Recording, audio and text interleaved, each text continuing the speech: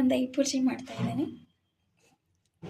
ಅದಕ್ಕೆ ಸ್ವಲ್ಪ 2 ಈರುಳ್ಳಿ, 1 ಟೊಮೆಟೊ ಆ್ಯಂಡ್ ಸ್ವಲ್ಪ ದೊಣ್ಣೆ ಮೆಣಸು ಆ್ಯಂಡ್ 2 ಹಸಿಮೆಣಸಿನ್ಕಾಯಿ ತೊಗೊಂಡಿದ್ದೀನಿ.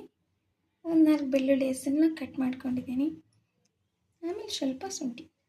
ಈಗ ಬಾಣಲೆಗೆ ಒಂಚೂರು ಆಯಿಲ್ ಹಾಕ್ಕೊತಿದ್ದೀನಿ. ನಾನು ಜಾಸ್ತಿ ಆಯಿಲ್ ತಿನ್ನಲ್ಲ, ಸ್ವಲ್ಪ ಆಯಿಲ್ ಹಾಕ್ಕೊಂಡಿದ್ದೀನಿ.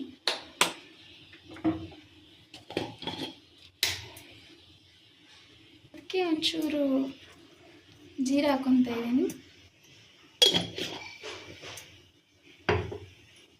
ಕಟ್ ಮಾಡಿ ಇಟ್ಕೊಂಡಿರುವ ಬೆಳ್ಳುಳ್ಳಿ ಮತ್ತು ಶುಂಠಿ,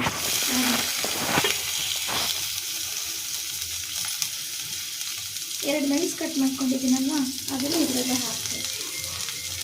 ಅನ್ನಕ್ಕಿದೆ ಆಮೇಲೆ ಇದನ್ನು ಫ್ರೈ ಮಾಡ್ತೀನಿ. ಈರುಳ್ಳಿನ ಆ್ಯಡ್ ಮಾಡ್ಕೊತೀನಿ.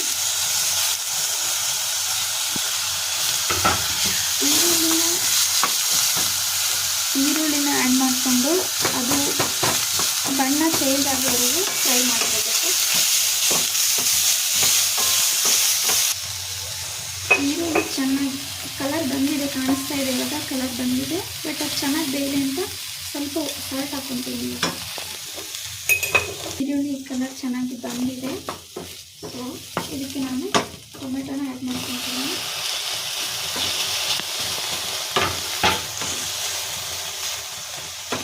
ಎಷ್ಟು ಅರಿಶಿನ ಆ್ಯಡ್ ಮಾಡ್ತಾಯಿದ್ದೀನಿ. ಆಮೇಲೆ ಒಂದು ಸ್ವಲ್ಪ ಖಾರ ಆ್ಯಡ್ ಮಾಡ್ತೀನಿ. ಆ್ಯಕ್ಚುಲಿ ನಾನು 2 ಮೆಣಸನ್ನ ಆಲ್ರೆಡಿ ಹಾಕಿದ್ದೀನಿ, ಅದಕ್ಕೆ ಒಂದು ಚೂರು ಖಾರನ ಆ್ಯಡ್ ಮಾಡ್ಕೊತಿದ್ದೀನಿ. ಆಮೇಲೆ ಇದಕ್ಕೆ ಆ್ಯಡ್ ಮಾಡ್ತೀನಿ.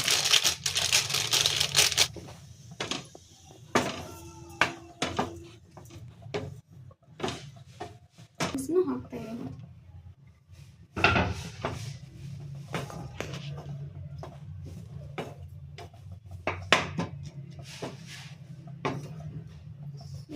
ಎಲ್ಲ ವೆಜಿಟೇಬಲ್ಗೂ ರುಚಿಗೆ ತಕ್ಕಷ್ಟು ನಿಮಗೆ ಎಷ್ಟು ಬೇಕೋ ಅಷ್ಟು ಹಾಕ್ಕೊಳ್ಳಿ. ನಾನು ಇಷ್ಟೇ ಸಾಕು.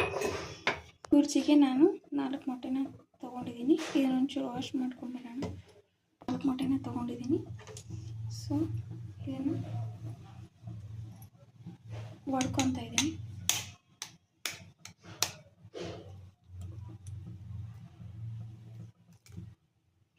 ಈಗ ಹಬೆಯಲ್ಲಿ ಅದೆಲ್ಲ ಬೆಂದಿರುತ್ತೆ, ನಾನು ನೀರೇನು ಆ್ಯಡ್ ಮಾಡಿಲ್ಲ. ಅದಕ್ಕೆ ಹಬೆಯಲ್ಲೇ ಬೆಂದಿರುತ್ತೆ ವೆಜಿಟೇಬಲ್ಸ್ ಎಲ್ಲ. ಸೊ ಇದಕ್ಕೆ ನಾನು ಮೊಟ್ಟೆನ ಆ್ಯಡ್ ಮಾಡ್ಕೊತೀನಿ. ಸೊ 4 ಮೊಟ್ಟೆನ ಆಲ್ರೆಡಿ ಹೊಡೆದಿದ್ದೆ ಮುಂಚೆನೇ.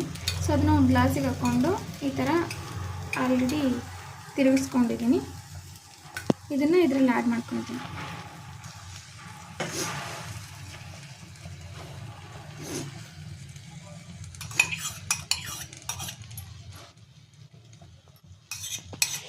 Egg bhurji is ready. ನೀವು ಇದನ್ನು ಚಪಾತಿ ಜೊತೆಗೂ ತಿನ್ಬೋದು, ದೋಸೆ ಜೊತೆನೂ ತಿನ್ಬೋದು, ಇಲ್ಲ ರೈಸ್ಗೂ ಸೈಡಲ್ಲಿ ಹಾಕೊಂಡು ತಿನ್ಬೋದು. ನೋಡಿ ಫ್ರೆಂಡ್ಸ್ ಹೇಗಿದೆ ಅಂತ. ಇದಾಯಿತು ಇವತ್ತಿನ egg bhurji recipe. Thank you.